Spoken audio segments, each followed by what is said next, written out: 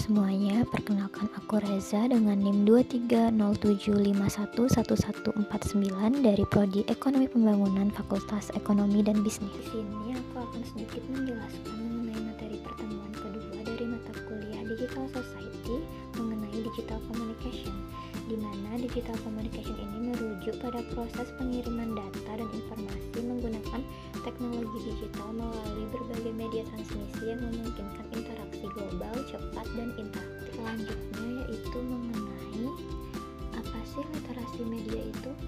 Jadi literasi media adalah proses untuk mengembangkan kemampuan untuk mengakses, memahami, menganalisis secara kritis, dan menghasilkan pesan dengan menggunakan semua media yang tersedia.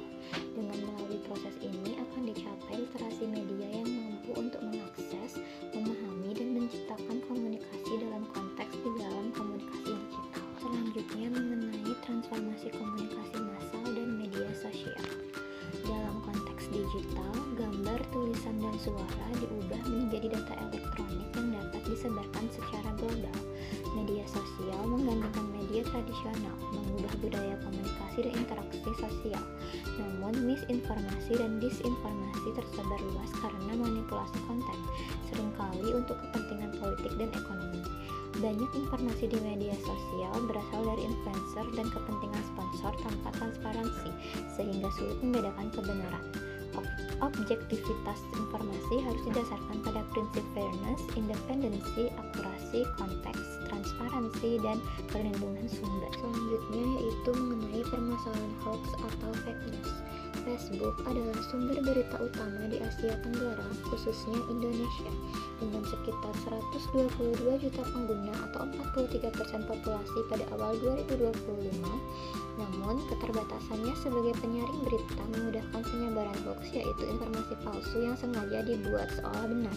Selanjutnya mengenai net neutrality sebagai faktor utama yang memengaruhi hak kebebasan. Kebebasan berekspresi adalah hak dasar manusia dan komponen penting demokrasi yang diakui dalam hukum internasional. Hak ini dibatasi untuk melindungi hak orang lain, keamanan, dan moral masyarakat. Di era digital, internet menjadi sarana vital mengekspresikan diri, sehingga net neutrality sangat penting sebagai isu politis dan moral yang menjamin keadilan akses informasi serta mendukung kebebasan berekspresi secara global. Adapun kesimpulan dari materi kali ini yaitu literasi media dan informasi penting untuk komunikasi efektif di era digital. Media sosial menggantikan media tradisional namun rentan menyebarkan informasi dan hoax. Objektivitas informasi harus dijaga, kebebasan berekspresi tergantung pada net neutrality. Sekian yang dapat saya sampaikan.